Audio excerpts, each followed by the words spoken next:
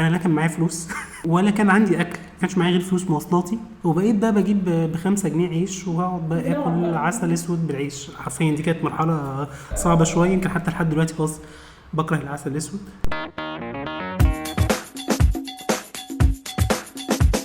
ده بودكاست جايلك في حوار، وانا رضا علي ومعانا نهله النمر في الحلقه الثانيه. النهارده بنتكلم في الحلقه الثانيه على خلاص بعد اول يوم بدانا نحس ان احنا استقرينا او كنا فاكرين نفسنا ان احنا استقرينا. كلمينا عن بدايه الاستقرار. والله يا رضا يعني قد تظن فعلا، يعني الواحد برضو كان فاكر ان الصعب عدى والسهل جه. طلع يعني لا، ده اللي فات ده حماده واللي جاي حماده. اوكي. لا اكتشفت لا ان الموضوع مش سهل، ان لا يعني اولا الفلوس، ان انا امسك الميزانيه وانا بقى كنت بقى ايه قاعده بقى في الشيخ زايد، فجنبي هايبر. دايما لو بدخل السوبر ماركت بيبقى معايا مثلا كام، يعني 20 جنيه 30 جنيه، لكن انت معاكي دلوقتي المرتب بتاعك اول داخله عشان تجيبي بقى الفلوس بقى وتجيبي ميزانيه البيت، تنزل عشان تجيب مثلا ملوخيه وفراخ ورز، فتلاقي نفسك جبت بقسماط وبينات باتر وحاجات، وفي الاخر الملوخيه والرز اللي انت هتاكلهم حرفيا ما جوش. الاساسيات بتاعت الاكل مفيش. يعني الفلوس بقى ما شاء الله كانت اول مره اكتشف انها كائنات حيه بتطير حرفيا بتفلسع. فانا بقى يعني باجي بقى على 15 في الشهر كده، كان اجره الميكروباص جنيه وربع، فان انا بقى اطلع من المحفظه جنيه وربع دي كانت بالنسبه لي يعني كانت بهدله، لان انا ما كانش يعني ما فيش وعي مالي خالص، كان عندي كان زيرو حقيقي. وفي نفس الوقت كان عندي اللي بيديني فلوس لو انا يعني حتى وانا كنت بشتغل في البيت، بس وبيني وبينك انا في البيت ما كنت بشتغل في البيت. انت قصدك الدار اللي كنت فيها؟ في الدار اللي انا كنت فيها انا بشتغل فيها، فكده كده زيتنا في دقيقنا، اكلي جوه، مفيش مواصلات، فبالنسبه لي ما كنتش حاسه بالمعاناه قوي. ده كان مرتب اول شهر. ده اللي نزلتي بيه هايبر، جبتي حاجات بينا باتر وبقسماط وشيبسي وبندق وحاجات كده، ونسيتي الاساسيات. الحلو بقى اللي انا اكتشفته حاجه حلوه بقى، هي دي كانت مصدر تاني للفلوس، بتاع روبابيكيا. ايه ده؟ لا كلميني اكتر يعني ايه؟ ده كان بص انا اسمع بس روبابيكيا دي انا قلبي يطير. ليه بقى اكتشفت ان بتاع روبابيكيا بتديله الحاجات ويديك فلوس؟ انا عجبتني الموضوع ده. حاجات ايه؟ الحاجات اللي احنا مش عايزينها. هو الاول الحاجات اللي احنا مش عاوزينها، فاحنا كان عندنا في البيت حاجات مش عاوزينها، كنت بديله الحاجات ويديني فلوس، فعجبتني الموضوع. بعد كده الحاجات اللي احنا مش عاوزينها خلصت، اوكي، وانا عاوزه فلوس، تديني الحاجات اللي احنا عاوزينها. تاخد ستاير اخد ستاير، تاخد شوك معايا اخد شوك معايا، وكان يعني وكان بياخد ما انا بديله. اول الشهر طبعا اتنك عليه ويمشي من هنا، واحنا في بيتنا مش بنبيع يا فندم. بس بعد كده هو 3 ايام وبيتنا كله بالجيران للبيع. وده كانت كارثه. ليه؟ هقول لك ليه. قيمه الحاجه كانت نوعا ما مش عندي.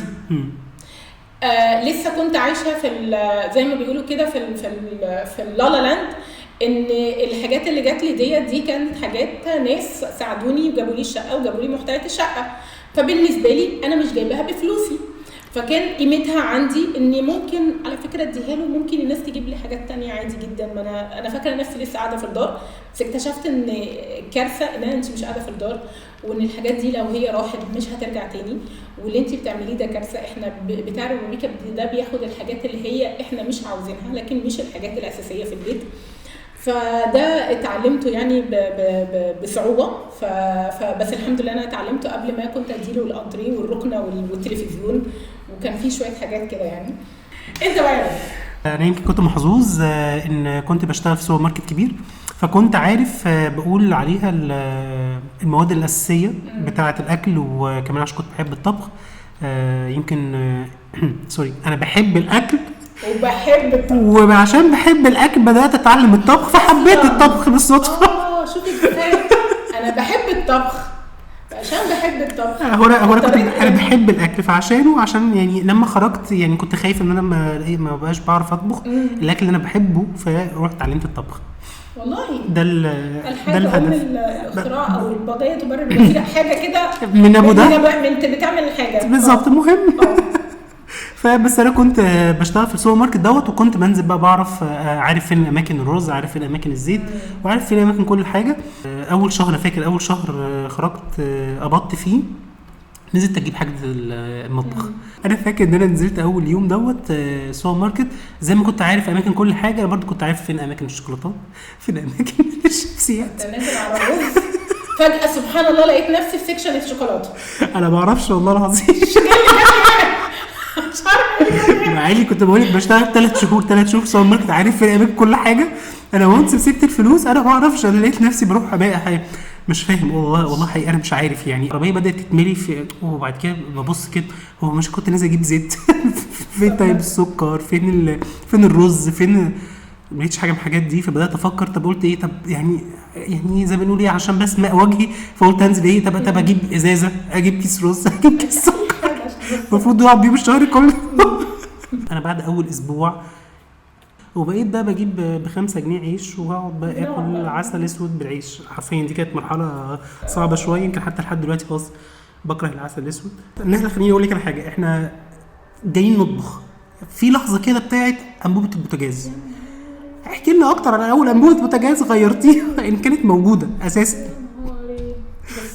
لما انا واخواتي طلعنا وبقينا بقى 9 في البيت، الاول كنا 2 وبعد كده بقينا رحنا شقه ثانيه فبقينا كلنا 9 في البيت. جبنا بوتاجاز بس الانبوبه لسه ما كانتش جت. اوكي.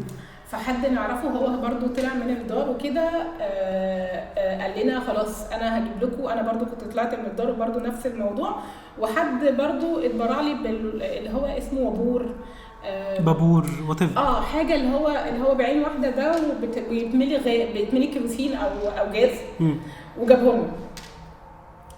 فاحنا عندناش يعني قلنا ماشي خلاص يلا نطبخ عليه حلو زي الفل. والله النار بتاعته كانت شديده وحلوه، بس اكتشفنا بقى ان هو لما بيخلص لازم ينزل، لازم تروح تملاه كيروسين او جاز.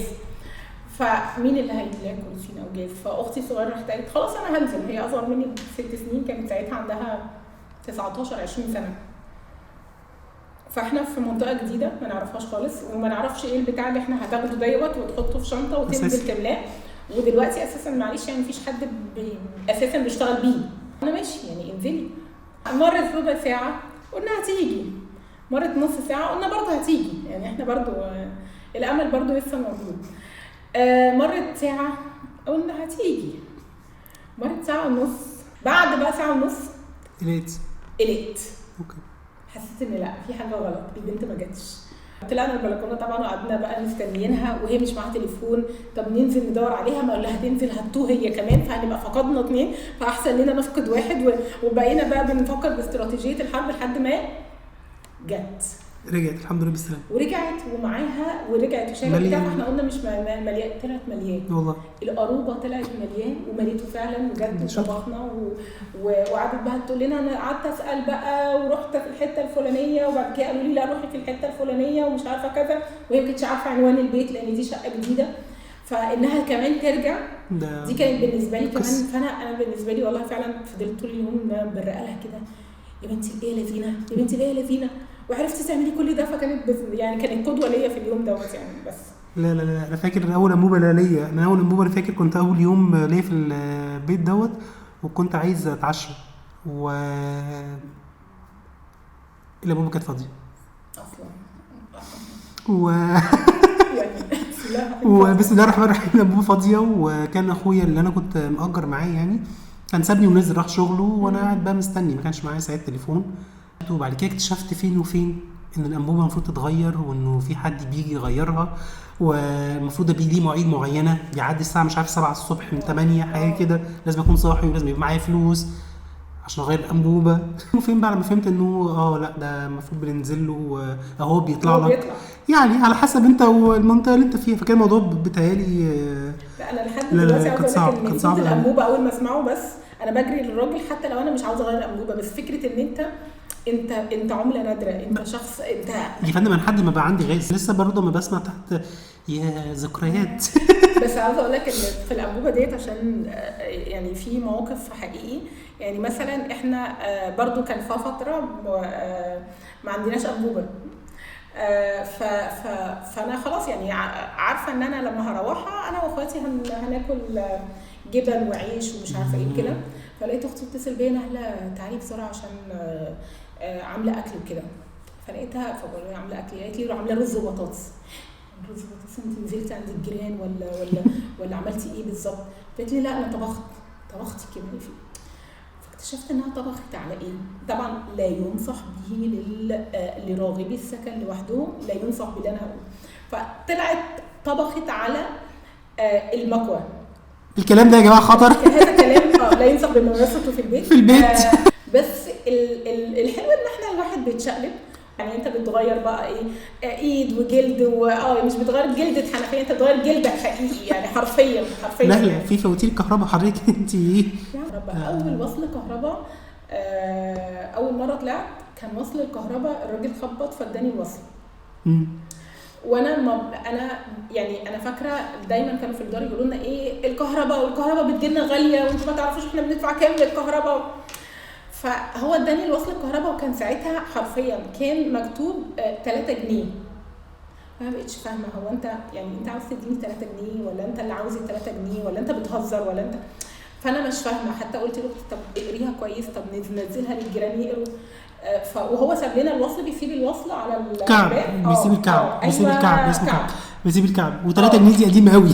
معلش انا لحد دلوقتي لا في 300 جنيه 400 جنيه 700 نهله 3 جنيه يعني. لا والله 3 جنيه على فكره كان من شويه حلوين يعني، مش من شويه يعني من 10 سنين كان 3 جنيه يعني كان. وانا بالنسبه لي كمان فعلا هتكسف اديله الفلوس، لان اول مره كنت اتعامل مع حد ان هو اديله بقى الفلوس ويديني مش عارف كذا ويخبط على الباب وكده، كان يسيبها مع الجيران. فكان في بقى شويه بقى حاجات انت بتشوفهم في المسلسلات فجأة بقوا على أرض الواقع وبقوا يعني قدامك عايزين فلوس وعايزين فلوس كهرباء وفلوس الزبالة. طب أنا بنزل الزبالة يعني. كان في شوية حاجات كده ودي محتاجة توعية. الكهرباء احنا كان عندنا حاجات كتير قوي بنشغلها في نفس الوقت ومحدش كان واعي خالص لأنه التلفزيون التكييف مش عارف الدفاية لو موجودة السخان كل الحاجات دي بتشتغل في نفس الوقت لا التكليف بتاعت الكهرباء كان عمر ما حد كان قال لنا خالص انه جيس وات في فاتوره الكهرباء بتدفعها اخر كل شهر. ده حقيقي. لحد ما بتتفاجئ بارقام كبيره وبعد كده تبتدي يعني تلم نفسك واحده لما بتقرص اول مره تبتدي تلم نفسك واحده. انا فاكر كمان واحده من ضمن الحاجات برضو مش عارف بقى اغبيه ما كنتش اعرف يعني حقيقي مش عارف. كنت قبضت في مره من المرات وعايز انزل اجيب لبس العيد زي ما كنا بنعمل في البيت عندنا ومغفل انا مش هقدر اقول كده. وكنت لسه قبض بقى مرتب محترم وكان في حوافز ومش عارف ايه وكده ونزلت اجيب لبس العيد. انا مش عارف شكلي نسيت ان انا عندي شهر كامل بقضيه. انا نزلت جبت مثلا قميص بحوالي 1000 جنيه. ايه قميص ب 1000 جنيه؟ حوالي ب 1000 جنيه. الراجل اللي انت اشتريت منه القميص ده يا لهوي ب 1000 جنيه؟ لا هي مش دي المشكله. هي المشكله ان انا قضيت الشهر بقى ايه. انا حقيقي ما كانش معايا فلوس تاني بعديها يا دوب اول كام يوم وبعد كده استلفت بقى عشان اقدر اعدي الشهر. انا قعدت استلف. الموضوع كان صعب قوي بصراحه. انا فاكر بس كنت كان لبس العيد المهم يعني العيد فرحه وكل حاجه. انا فاهم يعني ده بس العيد فرحه وكل حاجه بس احنا محتاجين فعلا حقيقي ننسى شويه نقلع عبايه الدار هي للاسف يمكن عبايه الاستقلاليه. ده حقيقي بجد ده بيحصل يعني. ده فعلا بيحصل. انا لما خدت الدفتر بتاعي كان في مبلغ يعني كان في هو كلهم كانوا 7000 جنيه بس برضو كانوا انا ما اعرفش انا عملت بيهم ايه يعني حرفيا انا ما اعرفش انا عملت بيهم ايه وعادي جدا بقضي باقي الشهر او نص الشهر برضو ما عنديش حاجه. وده يمكن عشان صراحه بيبقى كل حد فينا عنده كده اللي هو انا اتحرمت من ده فانا نفسي اجيبها عايز اجيب ده وانا معايا الفلوس ودي فلوسي وحقي وانا محتاجه اجيبها ومحتاجه اشبرق على نفسي. بس طلع الشبرقه على نفسي دي برضو ليها ثمن والله. ليها ثمن. اقول لك يا على حاجه. قولي لي على الامور القانونيه. عندنا حوار كامل قصص وحوارات كبيره عن الموضوع في الحاجات اللي هي بنقول عليها الامور القانونيه. كلمينا اكتر عن الموضوع دوت يعني لو وقعتي في موقف او حاجه حصلت لك. بص هو انا يعني الحمد لله انا ما يعني حقيقي فعلا يمكن ما مرتش قوي بالحاجات اللي زي دي. لكن ده لا يمنع ان هي مهمه جدا. من الحاجات اللي احنا محتاجين يعني ان حد يكون بيوعي بيها، مثلا توعيه ان البطاقه دي مهمه على فكره، فما ينفعش ان احنا نستعبط من الاخر وننزل من غيرها، او لو ضاعت ما نعملش محضر في اسم الشرطه. دي كانت من الحاجات. او ان احنا مثلا ودي بتحصل ان احنا مثلا نمضي على وصل امانه او نضمن حد، حتى لو خاطر معلش، حتى لو اخويا او اختي. ما هو في الاخر انا محتاج حقيقي ان انا اكون بساعد الناس بس من غير ما اضر نفسي. يمكن كمان من ضمن الحاجات القانونيه ان تعمل ايه فعلا لو دخلت اسم عاوز تطلع فيش وتشبيه. الحاجات اللي زي دي كلها للاسف الشديد احنا بنبقى في الدار معتمدين على مجموعه من الاخصائيين والموظفين هم اللي بيقوموا لنا بكل الحاجات دي. لو وقعنا في مشكله هم اللي بسرعه ييجوا يلحقوا ومش عارفه ايه. وحتى لو المشكله دي في الاسم هيجوا هم اللي يخلصوا، واحنا بالنسبه لنا حتى على فكره ما بيبقاش عندنا وعي اللي هو انجزوا يعني ماشي خلاص المشكله خلصت خرجونا بقى عشان نبدا نعيش حياتنا عادي وما بنتعلم. فبرضه هقول تاني احنا اللي هنحاسب على الفاتوره. صحيح. فاحنا محتاجين نبقى عندنا من التوعيه الماليه والقانونيه القدر الكافي اللي يخلينا حقيقي فاتورتنا فهنيجي في يوم ما نقدرش ندفعها. هندفع الثمن فيها حياتنا وعمرنا. يمكن بقول حصل قبل كده يعني انه حد من الشباب في الموضوع البطاقه دوت للاسف ما كانش عارف يعمل ايه، ما حدش كان قال له.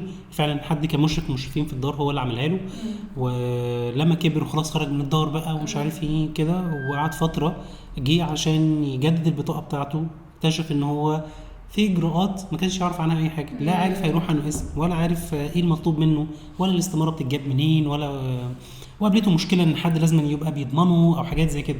يمكن من قريب قوي من خلال شهر فات انا فاكر كويس قوي كان الحمد لله بقى في وزاره التضامن الاجتماعي مقر انشأوه عشان الشباب الايتام يقدروا ان هم عشان هم يقدروا يطلعوا يعملوا استخراج بطاقه بدون اجراءات بقول عليها تعسفيه.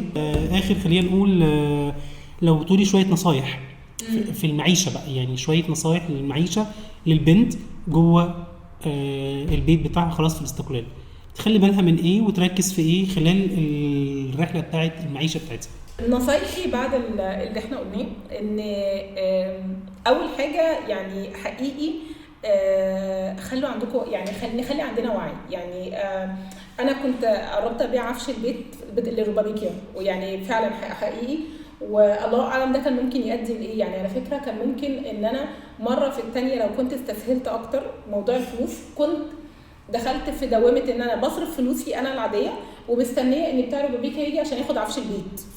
فدي كانت هتبقى كارثه. وطبعا الكارثه اللي كانت ممكن اختي تعملها بغض النظر انها كانت نيتها كويسه بس هي طبخت على المكوى، يعني كان ممكن البيت يولع. احنا في الدار بناكل وبنشرب وبننام وفي حد بيحل لنا مشاكلنا من غير ما ندوش نفسنا بالتفاصيل. ان احنا نعرف احنا عايشين ازاي حتى لو احنا جوه الدار، ده مهمه جدا. الحاجه برضو المهمه ان اكتشفت ان احنا محتاجين احنا ده يعني طبيعي زينا زي اي بيت هيبقى في حاجات بتبوظ وهيبقى محتاجين سباك، محتاجين نجار، محتاجين كهربائي، محتاجين كذا، ودول لازم يجوا. ودول معظمهم بيبقوا يعني مش معظمهم، هم بيبقوا رجاله يعني. فبيبقى في كده زي سيستم كده احنا بنحطه امتى يجوا، مش الحاجه تبوظ الساعه 3 بالليل فاضطر اجيب السباك. لا، انا هضطر عشان انا عايشه لوحدي او احنا مجموعه بنات عايشين لوحدنا هضطر يبقى في ميعاد معين هو ده اللي بجيب فيه السباك او الكهربائي او ايا كان عشان يصلح لي الحاجه، بسيب باب الشقه مفتوح عشان حفاظا على امني انا نفسه. الاكل يعني دي نصيحه ليكم ان دايما مش بنجيب اول حاجه بنقابلها في وشنا. احنا كيس الرز بنقعد نشوف ايه الاحسن وفي نفس الوقت يكون سعره كويس. بنجيب الحاجات، بننزل الحاجات نشوف الاسعار والمواسم بتاعتها. انتوا معايا كمان تشيك ليست؟ معايا التزم بالتشيك ليست على قد ما اقدر التزم بيها. فانا دايما بقيت بكتب على التليفون انا عاوزه صلصه، عاوزه كذا، عاوزه كذا، عاوزه كذا. في حاجات بتقعد كده تغمز لي اللي هو ايه ما تجيبيني انا عارف ان انا بره القايمه بس بمسك نفسي، يعني بمسك نفسي على قد ما اقدر. بعد كده بجيبها. طبعا الايجار يدفع في ميعاده، فعشان الايجار يدفع في ميعاده والناس تاخد عنكم سمعه كويسه الحمد لله فاحنا محتاجين نشتغل. عشان يبقى فيه فلوس. واول حاجه بجنبها على جنب بشوف الايجار، وبشوف الفلوس اللي هي بتاعت الفواتير، وبشوف الفلوس بتاعت المواصلات بتاعتي، واشوف ايه اللي هيطلع لي على جنب. بس الايجار ده من الحاجات اللي انا اول ما طلعت من الدار قلت الحاجه الوحيده اللي هتبقى بالنسبه لي كده قران هو الايجار، عشان انا مش عاوزه حد يجي يكلمني او يقول لي الايجار ما اتدفعش او كده. فدي كانت من الحاجات الاساسيه صراحه عندي الحمد لله. حاجه كمان المهمه قوي خاصه للبنات اللي مالوش كبير بيشتري له كبير حرفيا. احنا محتاجين ان دايما يكون في حد على الاقل بيطل علينا كبير. يعني انا عندي الحاجه عائشه ربنا يبارك لها، هي بتيجي مثلا مره كل شهر ولا حاجه تطل عشان الناس تعرف ان انا مش قاعده لوحدي. ففي ليه؟ لان احنا هو ده المجتمع اللي احنا عايشين فيه. يعني في ناس عادي اسر لوحدها او من اسر وعايشين لوحدهم بيحصل كوارث، فده امان ليا، مش عشان حاجه فيا لا سمح الله، لكن ده امان ليا ان الناس تشوف لا انا ليا حد كبير وبيسال عليا وكده. فدي بتبقى حاجه يعني كويسه. مهم جدا ان احنا كبنات نعرف كويس قوي مين اللي ندخله عندنا البيت ومين اللي ما ينفعش ندخله عندنا البيت. مش عشان غلط فيه ولا حاجه، لكن عشان احنا لازم زي ما احنا قلنا احنا في المجتمع واحنا لازم نراعي الحاجات ديت. فمين اللي افتح له البيت ومين اللي ما افتحلوش البيت. انفتاح الفظيع ممكن يؤدي للاخر لكوارث انا اللي هشيلها في الاخر. والله بصي انا يمكن بالنسبه لي رقم واحد الصحاب. تخيلي يعني انا بالنسبه لي رقم واحد تيبس اند تريكس انه تتعلم تختار صاحبك كويس. الصاحب ساحب، ده مهم جدا الواحد يبقى مركز قوي مين صحابه. فانس بدات تحس انه لا بتعك معاه، لا خلاص انسحب. يعني في ناس كويسه، في صحاب كويسين ادور عليهم، دي حاجه مهمه. الحاجه الثانيه بالنسبه لي الشغل طبعا زي ما انت كنت تقولي. الواحد اي شغلانه، تاني بقول اي شغلانه مهما كانت هي، مفيش شغلانه عيب طالما حلال. وفي نفس الوقت برضو الواحد بس يبقى ليه كريتيريا شويه في نوع الشغل. برضه ابقى ذكي شويه، ما بقاش انا مثلا ايجاري بدفع مثلا 1000 جنيه ولا 2000 جنيه في الشهر وراح اشتغل مثلا شغلانه 600 جنيه واقول مش لاقي. لا يعني ركز شويه معلش في الشغلانه طالما هو كده تعب او هتشقى على حسب الدخل بالظبط زي ما انت كنت بتقولي. دي برضو حاجه مهمه جدا. بقول برضو الواحد يركز في الاكل والشرب اللي بيشربه، لانه بالنسبه لي انا مهم قوي. يعني كفايه عك، انا اسف، الناس اللي بتقعد حتى لو انت ما بتعرفش تطبخ محتاج تبتدي واحده واحده اتعلم. انا عارف الشباب بيبقى الموضوع تقيل على قلبهم، خصوصا ان هو لو في البيت اتعلم الضار عنده هي بتطبخ له مش عارف ايه، محدش علمه. هو محتاج اتيس يبتدي واحده واحده، بلاش جو اكياس اندومي طول فطار غدا عشاء اندومي، او سندوتشات كبده بس، او مش عارف فول بس من على عربيه الفول وخلاص كده. لازم يبقى في وجبات سخنه بتتعمل في البيت. اتعلم يا سيدي اي حاجه بسيطه لان ده مهم جدا. طبعا غسيل المكوى غسيل المكوى غسيل المكوى زي ما انت بتقولي. لا مش هفرز، انا بقول لا الناس تفرز وعشان حتى بس تحافظ على هدومها. مهم انه النظافه بتاعه البيت، النظافه الشخصيه بتاعه كل شخص، الحاجات دي مهمه جدا يا جدعان، مهمه جدا لكل الشباب. خصوصا انه الناس بتنزل شغل، الناس فلازم تبقى محافظ على نفسك. علاقاتنا طبعا مع الجيران، لانه انا عارف في البيت في الدار، يعني لما بكون في الدار الواحد ما بياخدش خالص باله من الجيران غير ما بتحصل مشاكل. بس انت خلاص دلوقتي بقيت في عماره او بقيت في شقه، فعندك جيران فوقيك وتحتيك وجنبك. في حاجه اسمها حق الجيره. وفي حتى وكمان عندنا طبعا في الدين، يعني مش بعيد عننا يعني. ده نقطه برضو مهمه. وفكره طبعا زي ما كنا بنتكلم برضو في الاول خالص عن الميزانيه مهمه. الواحد يبتدي يستوعب واحده واحده. انا عارف الموضوع تقيل، انا مش شاطر خالص في الموضوع الميزانيه. لما بتحط بس تحت ضغط بفوق لنفسي شويه. يمكن بقول الواحد محتاج يبتدي يدور، يسال قبل ما يعمل حاجه، يستشير. يعني يستشير حد كبير، يستشير حد من اخواته، يستشير زمايله يا سيدي. بس يعني تعرف اكتر، يعني عاوز تعرف اكتر اسمع لنا، اسمع البودكاست جاي لك في حوار هتلاقيها هنا.